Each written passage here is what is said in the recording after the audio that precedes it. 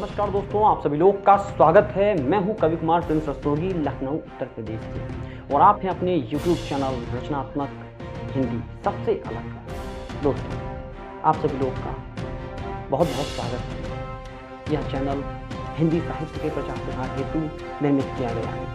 हिंदी विश्व पटल पर कैसे अपने को स्थापित करें, दोस्तों यही मेरा उद्देश्य है। कवि होने के नाते इस चैनल का भी एक प्रमुख उद्देश्य है। तो दोस्तों, इस चैनल पर आपका फिर से एक बार पुनः अभिनंदन है, स्वागत है। और आज विजयदशमी का अवसर है।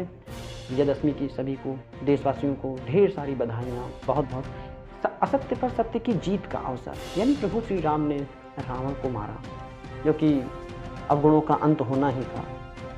असत्य पर सत्य की जीत का अवसर ही था। दोस्तों, घटनाएं घटित होती हैं, उनके पीछे अपना कारण होता है, कहीं ना कहीं अपना एक प्रभाव भी होता है। तो दोस्तों, आज जो यह कविता लिखी मैंने सुबह, घटना कहीं ना कहीं प्रभावित कर गई। आखिर वो घटना कौन सी थी? हो सकता है आप सभी ने भी पढ़ी हो। घटना का शीर्षक है नवमी का नरधाम। नवमी का नरधाम तात्पर्य आखिर क्या है? क्या मानवता शर्मसार हो गई जब बच्ची फेंकी हुई मिली कूड़ेदान में, कूड़े खाने में?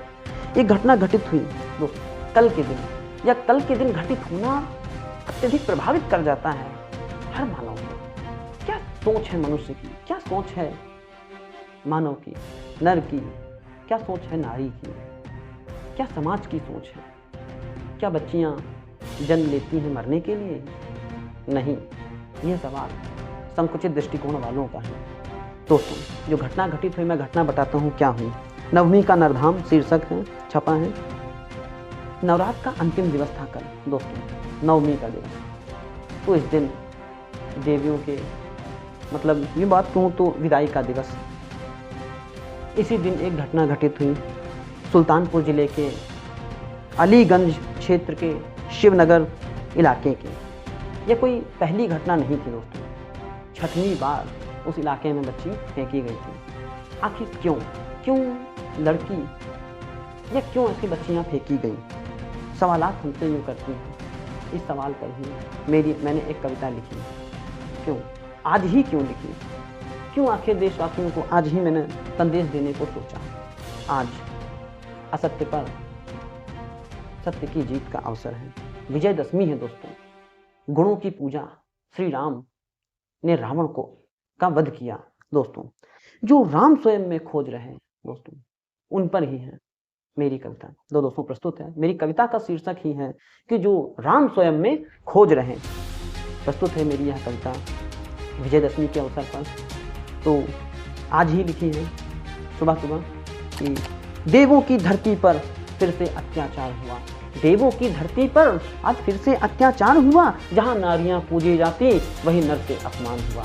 जहाँ नारियां पूजी जाती वही नर से अपमान हुआ। रावण मारा नहीं अभी तक, मरा नहीं, रावण मारा नहीं अभी तक तुम राम स्वयं में खोज रहे। रावण मारा नहीं अभी तक तुम राम स्वयं में खोज रहे। एक सवाल मैं पूछ रहा हूँ, उत्तर तुम देते जाना। एक सवाल मैं पूछ रहा हूँ, उत्तर तुम देते जाना। क्यों राम स्वयं में खोज रहे जब रावण तुम में जिंदा है? क्यों राम स्वयं में खोज रहे जब रावण तुम में जिंदा है? ये समाज भारत भूखा, यहाँ रक्त रक्त का बंधन है। ये समाज भारत भूखा, यहाँ रक्त रक्त का बंधन है। इन पंक्तियों से तात्पर्य यही है कि यहाँ रिश्ते नाते बहुत गहराई से हैं। चाचा, मामा, चाची, नानी, बुआ, फूफा, सबका रक्त का बहुत गहरा संबंध है। इसलिए यहाँ नारी का महत्व और ज़्यादा बढ़ जाता है। भारतीय संस्कृति में नारी का महत्व और ज़्यादा बढ़ जाता है। मैं बात कहूँ तो आगे अपनी कविता पढ़ता हूँ कि एक सवाल मैं पूछ रहा हूँ, उत्तर तुम देते जाना। क्यों राम स्वयं में खोज रहे हो? क्यों राम स्वयं में खोज रहे हो जब रावण तुम में जिंदा है? ये समाज भारत भूखा, यहाँ रक्त रक्त का बंधन है। यह समाज भारत भूखा, यहाँ रक्त रक्त का बंधन है। पर जहाँ जने नारी नर को, जने नारी नर को, वहाँ ढोल नगाड़े तासे हैं।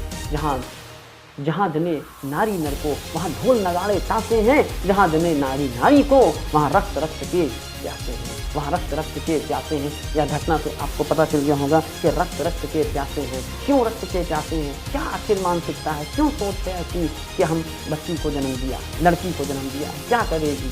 कुछ नहीं करेंगी। तो रक्त के प्यासे हैं। अगर कब बदलोगे हे मानो, तुम कब बदलोगे हे मानो, कब बदलोगे हे मानो, यह देवों की धरती है। कब बदलोगे हे मानो, यह देवों की धरती है। अगर रावण नहीं मारा तुमने तो राम कहाँ से आएगा? रावण नहीं मारा तुमने तो राम कहाँ से आएगा? यह देवों की धरती है, राम यहीं से आएगा। यह देवों की धरती है, राम यहीं से आएगा।